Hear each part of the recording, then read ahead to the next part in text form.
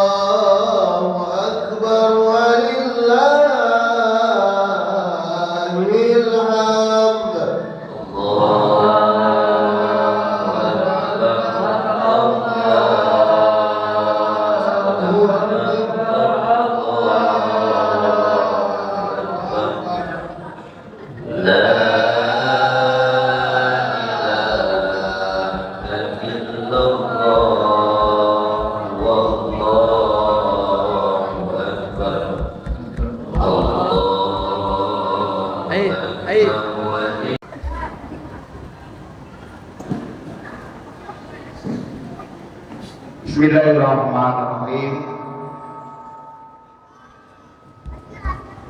Assalamualaikum warahmatullahi wabarakatuh.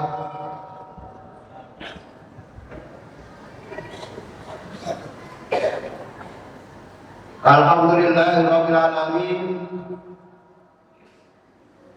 Wassalatu wassalamu ala asyrafil anbiya'i wal mursalin Sayyidina wa maulana Muhammadin wa ala alihi wa sahbihi ajma'in. Wallahu ta'ala fi dzikril karim. A'udzu billahi minasyaitonir rajim. Bismillahirrahmanirrahim. Rabbi shrah li sadri wa yassir li amri wahlul 'uqdatam min lisani yafqahu qawli, amma ba'du. Yang saya muliakan Al-Muharram Ustadz Gufron, Sarjana Al-Quran, Master Pendidikan.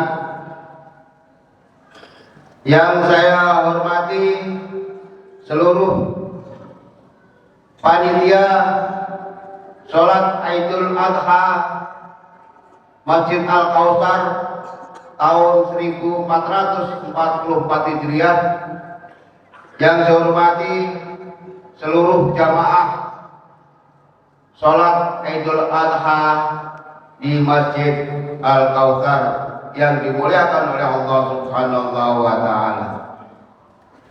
Pertama-tama, marilah kita senantiasa memanjatkan puji dan syukur kepada Allah Subhanahu wa Ta'ala atas segala limpahan rahmat, nikmat dan karunia-Nya, sehingga pada pagi hari ini kita semua masih diberikan kenikmatan oleh Allah Subhanahu wa Ta'ala, nikmat iman, nikmat Islam, nikmat kesehatan, serta nikmat kesempatan, sehingga kita bisa memenuhi undangan Allah Subhanahu wa Ta'ala dalam rangka menunaikan sholat Idul Adha tahun 1444 Hijriah di Masjid Al-Kautsar. Shalawat dan salam mari kita aturkan kepada junjungan kita Nabi Muhammad Rasulullah Sallallahu Alaihi Wasallam beserta keluarga-keluarga beliau, sahabat-sahabat beliau, para tabi'in beliau, para pengikut beliau dari awal sampai akhir zaman nanti, dan mudah-mudahan kita semua mendapatkan syafaat dari beliau. Amin, amin ya rabbal alamin. Allahumma sholli ala Muhammad. Hanya 10 ekor, yaitu 5 ekor sapi dan 5 ekor kambing. Alhamdulillah. 4 ekor sapi yaitu kurban jamaah Masjid Al-Kautsar. Kemudian 1 ekor sapi adalah bantuan dari Bapak Haji Sutarmizi SHMHU.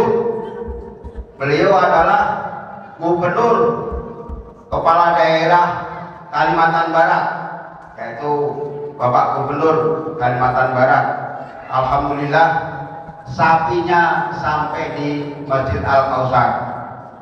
Kemarin sudah diserahkan. Kemudian beliau nitip di atas namakan, yaitu Hajah Masniah binti Hamzah Davin Arifin bin Abdul Rauf dan Haji Jumarin bin Zamin sekeluarga. Itu sapi yang 1 ekor dari beliau. Kemudian 5 ekor kambing. Yang pertama dari Esah bin Muhammad Qasim. Yang kedua dari Zia Nafiza Azhara bin Jejen Sidarta. Kemudian yang ketiga adalah Muhammad Haikal bin Salim bin Sirajuddin. Yang keempat sodakoh dari PT Federal International Finance, yaitu di depan. Kemudian yang kelima dari toko Niaga Makmur. Ulangi, Niaga Makmur pasarnya Niaga Material. Ya mohon maaf karena tulisannya agak kecil, tak pakai kacamata, jadi kebiasaan Niaga Makmur. Rupanya Niaga Makmur bapaknya jadi Niaga Material, tokonya yang di depan dulu. Titip sodakoh 1 ekor kambing. Kemudian dalam pembagian hasil daging kurban, panitia tidak menyediakan kupon karena panitia nanti akan membagikan langsung door to door atau diantar ke rumah masing-masing yang berhak menerimanya, supaya tidak menimbulkan kumpul orang banyak, sehingga seperti tahun yang lalu juga kita antar ke rumah masing-masing. Mudah-mudahan panitia tidak kelupaan, jadi tidak ada yang tertinggal.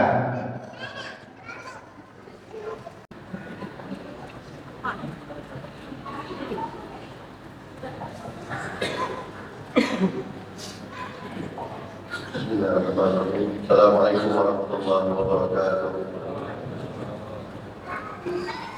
Dimohon kepada seluruh jemaah agar berdiri supaya sosok yang paling depan bisa terisi penuh dulu.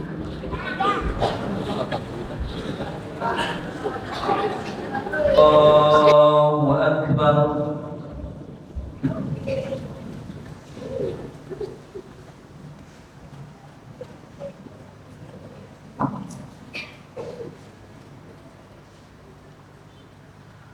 Allahu Akbar.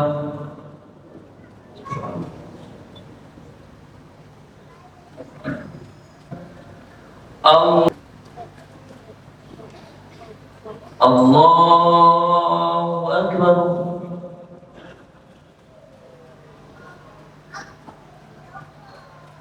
Allahu Akbar.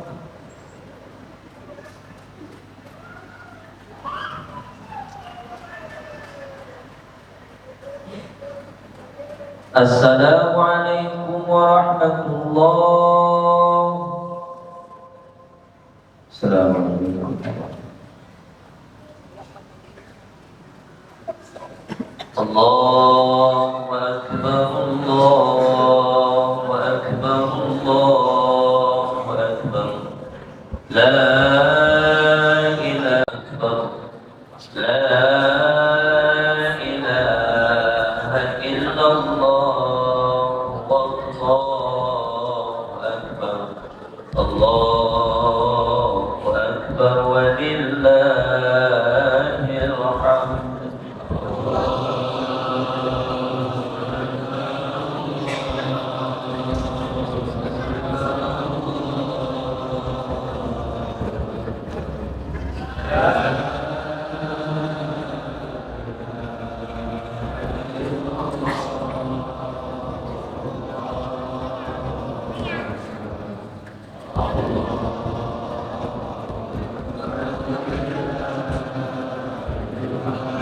Allahu Akbar, Allahu Akbar, Allahu Akbar. La ilaha illallah, wallahu akbar. Allah.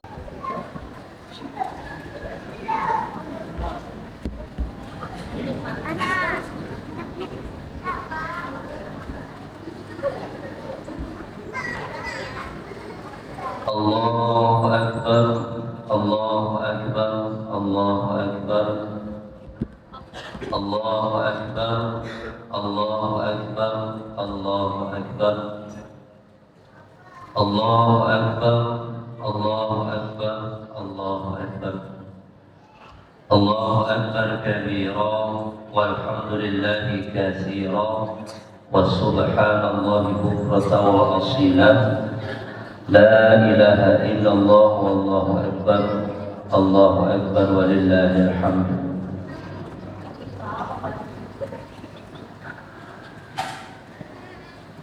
Alhamdulillahilladzi ja'ala lil muslimin 'inda al-adha asyhadu an la ilaha illallah wahdahu la syarika lah, lahul malikul 'azimul akbar, lahul malikul 'azimul akbar, wa asyhadu anna sayyidina Muhammadan 'abduhu wa rasuluh. Allahumma salli ala sayyidina Muhammad wa ala alihi wa ashabihi alladhina adhaba 'anhum ar-rijsa wa tahhara. Amma ba'd, fa ya ayyuhal ikhwan, usikum wa nafsi bi taqwallah wa ta'atihi la'allakum tuflihun. قال الله تعالى في القرآن الكريم: أعوذ بالله من الشيطان الرجيم، بسم الله الرحمن الرحيم، إنا أعطيناك الكوثر fasalli li rabbika wanhar inna syani'aka huwal abtar. Shadaqallahu adzim. Hadirin wal hadirat jamaah salat Idul Adha yang dirahmati oleh Allah Subhanahu wa taala, marilah kita bersama-sama meningkatkan kualitas iman dan takwa kita kepada Allah Subhanahu wa taala dengan berusaha melaksanakan segala perintah Allah serta berupaya meninggalkan larangan-larangan Allah. Sholawat serta salam marilah kita haturkan kepada junjungan kita Nabi besar Muhammad sallallahu alaihi wasallam beserta keluarganya, sahabatnya dan kerabatnya. Semoga pada hari pemberian syafaat nanti kita semua beserta keluarga besar kita termasuk yang mendapati syafaat dari beliau. Amin. Allahumma amin. Allahu Akbar, Allahu Akbar, Allahu Akbar walillahil hamd. Ma'asyiral muslimin wal muslimat jamaah salat Idul Adha rahimakumullah. Kita sama-sama tahu sudah masyhur yang dikisahkan dalam riwayat ketika Nabiullah Ibrahim alaihissalam pada saat sedang sayang-sayangnya kepada putranya yang pada waktu itu menurut satu pendapat berusia 13 tahun, di mana untuk mendapatkan anak ini tidak mudah. Sampai umur yang sudah lanjut Rasulullah belum mendapatkan anak, bahkan dari pasangan yang pertama, sehingga harus menikah kembali, menikah lagi baru mendapatkan pasangan. Bahkan ketika umur 13 tahun itu sang anak sudah bisa membantu ayahnya bekerja dan sungguh sudah sekian lama dalam menanti kelahirannya. Sekian lama ditambah lagi hidup bersama keluarganya dan sudah jelas kedekatan emosional itu tentu sangat tinggi. Bertambah sayang beliau kepada putranya. Lantas tiba-tiba Allah mengujinya dengan perintah yang sangat berat, yang bisa jadi untuk orang sekarang itu mustahil. Perintah yang apabila perintah ini terjadi pada diri kita, niscaya kita tidak akan sanggup untuk melaksanakannya. Disebutkan dalam firman Allah, Bismillahirrahmanirrahim. Falamma balagha ma'ahu as-sa'ya qala ya bunayya inni ara fil manami anni adbahuka fanzur madza tara. Qala ya abati if'al ma tu'mar satajiduni insyaallahu minas shabirin. Maka ketika anak itu sampai pada umur sanggup berusaha bersamanya bersama Ibrahim, Nabi Ibrahim berkata, wahai anakku, sesungguhnya aku bermimpi bahwa aku menyembelihmu, maka pikirkanlah bagaimana pendapatmu. Lantas sang anak menjawab, wahai ayah, lakukanlah apa yang diperintahkan Allah kepadamu, insya Allah engkau akan mendapatiku termasuk orang-orang yang sabar.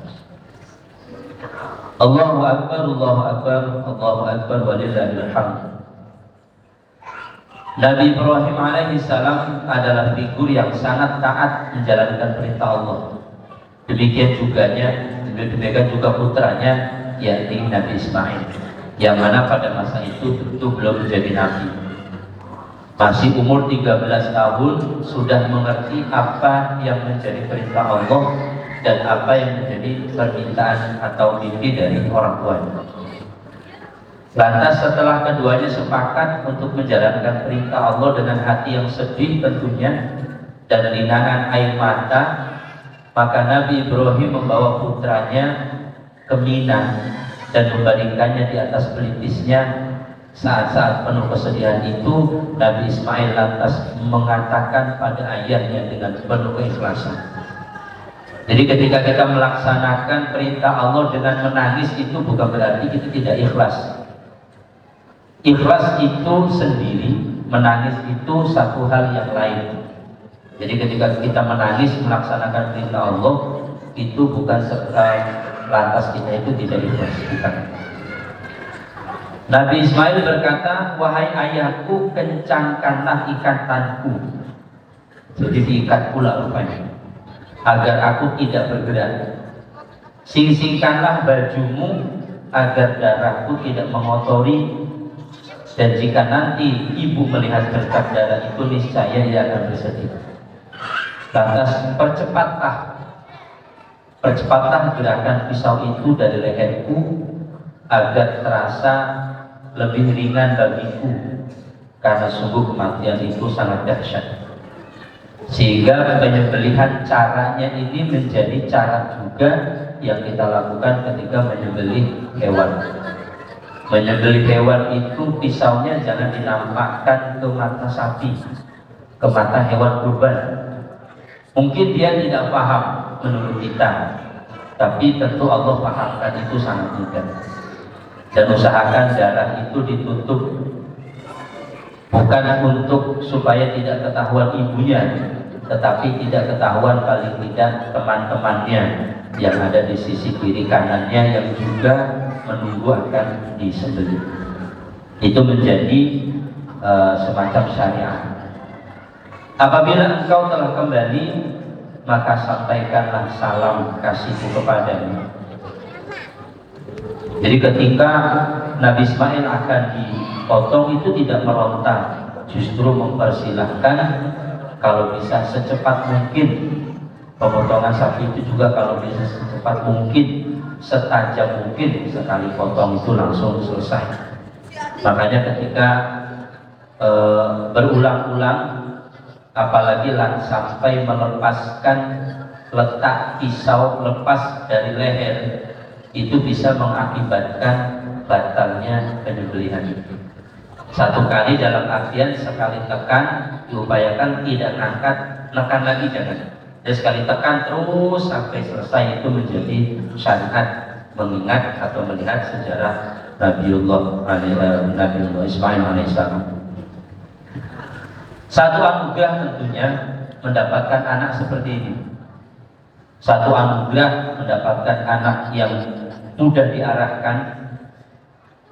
Ujian kita saat ini tentunya bukan menyembelih anak kita.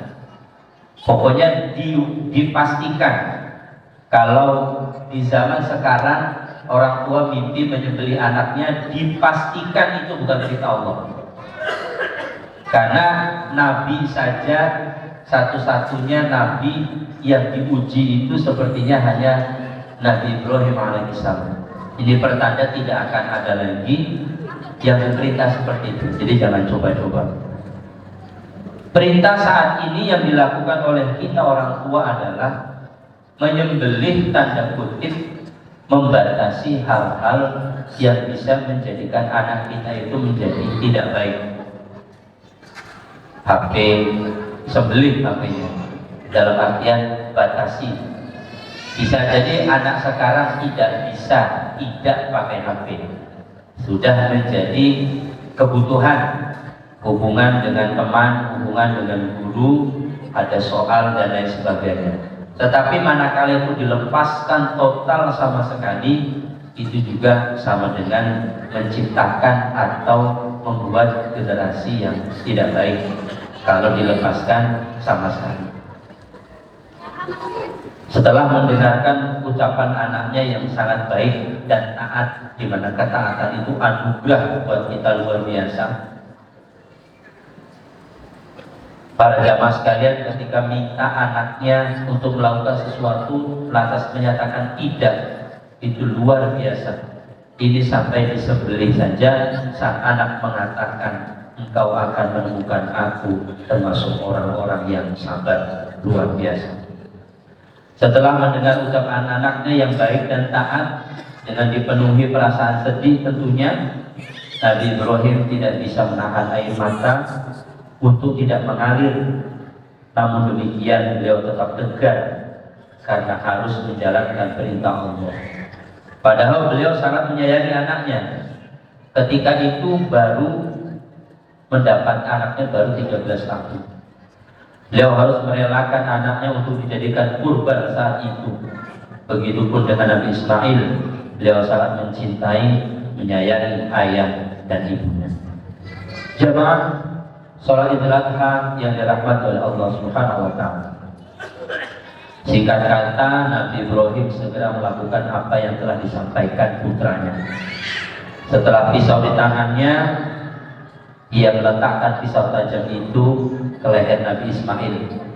Dan ternyata Allah berkehendak lain, pisau itu tidak mampu melukai Nabi Ismail. Jangankan untuk melukai, bahkan pisau itu tidak mampu memberi bekas apapun pada putranya Nabi Ismail alaihissalam. Bahkan Nabi Ismail ketika itu mengatakan pada ayahnya, "Wahai ayahku, palingkanlah wajahku hingga tak terlihat olehmu." Kalau dalam sekarang mata sapi ditutup, itu kan kalau pas melotot mungkin kita agak tidak tega. Palingkanlah wajahku hingga tak terlihat olehmu, karena sungguh jika melihat wajahku engkau akan selalu merasa iba. Perasaan iba itu dapat menghalangi kita untuk melaksanakan perintah Allah. Apalagi di depan mataku terlihat kilatan pisau yang tajam, tentu membuatku ketakutan. Melihat tamsil ini, iba itu merupakan satu perasaan hati yang termasuk perasaan yang dimiliki oleh orang tua, di mana perasaan ini menjadi salah satu kelebihannya yang termasuk juga menjadi kekurangan orang tua. Rasa iba terhadap anak itu merupakan kelebihan orang tua yang kalau salah memanajenya bisa menjadi kekurangan. Melihat anak mondok sakit, ibanya itu kalau tidak dimanage itu bisa-bisa menyalahkan pesantren. Langsung anaknya diangkat di bawah hari itu juga. Melihat anaknya berangkat mondok, baru akan meninggalkan rumah, baru akan masuk ke pesantren, baru saja terpisah gara-gara iba, kita lantas sudah tidak jadi mondok. Kalau kita tidak bisa memanage iba itu kita jika salah memanagenya, kita bisa termakan apapun yang diucapkan oleh anak kita terhadap gurunya, ucapan anak kita terhadap sekolahnya, apapun ucapan anak kita selalu kita percaya itu gara-gara kita salah atau tidak bisa memanage yang namanya iba. Terlalu percaya pada anak karena memang anak kita di depan kita itu jarang sekali melakukan kesalahan, sehingga ketika dia melakukan kesalahan di luar sana kita langsung auto tidak percaya. Itu salah satu kekurangan iba yang dimiliki oleh orang tua. Maka iba ini harus dimanage, dan pernah dicontohkan rasa iba ini tidak dipegang teguh oleh Rasulullah Nabiullah Ibrahim alaihissalam, yang ketika itu ujiannya adalah menyembelih fisiknya. Kalau kita andaikan menyembelih paling membatasi pegangan HP, membatasi keluar rumah dan lain sebagainya. Sama-sama membatasi, sama-sama menyembelih, tetapi yang disembelih bagi kita itu tidak seberat Nabiullah Ibrahim alaihissalam. Jemaah Idul Adha rahimakumullah. Kemudian Nabi Ibrahim kembali menuruti perintah anaknya, namun lagi-lagi yang terjadi hal semula, tidak mempan.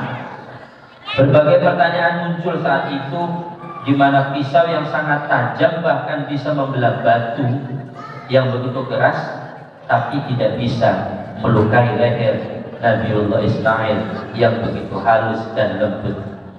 Saat itulah Allah berfirman, "Wa nadainahu ayya Ibrahim qad saddaqta ru'ya inna kadzalika najzil muhsinin inna hadza lahuwal balagul mubin wa fadainahu bi dzibhin 'azim wa tarakna 'alaihi bil akhirin." Artinya, lalu kami panggil dia, "Wahai Ibrahim, sungguh Engkau telah membenarkan mimpi itu. Sungguh demikianlah kami memberi balasan kepada orang-orang yang berbuat baik.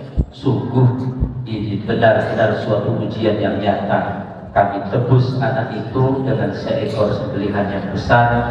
Kami abadikan untuk Ibrahim ujian di kalangan orang-orang yang datang kemudian. Hadirin jamaah Idul Adha rahimahullah. Jadi itu kisah yang terjadi pada Nabiullah Ibrahim alaihissalam, yang pada akhirnya sebagian kisah itu menjadi syariat bahwa kita untuk mengorbankan sesuatu.